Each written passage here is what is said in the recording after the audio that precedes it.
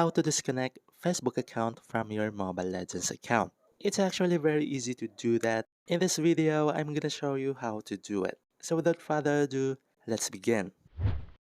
To disconnect your Facebook account from your Mobile Legends account, you need to go to your profile by clicking on your profile picture here at the upper left corner. Then go to Account.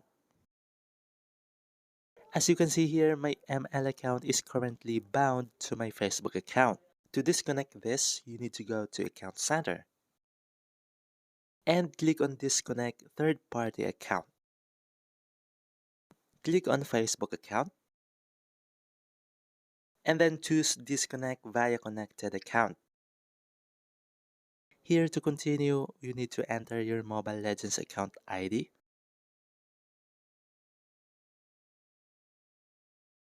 Once done, click on OK. Moontoon will ask you to provide a reason why you are disconnecting your FB account. Just select any and then click on OK. Then click on Agree. You need to log in to your Facebook account to disconnect. Just click on Continue. My Facebook account has been successfully disconnected.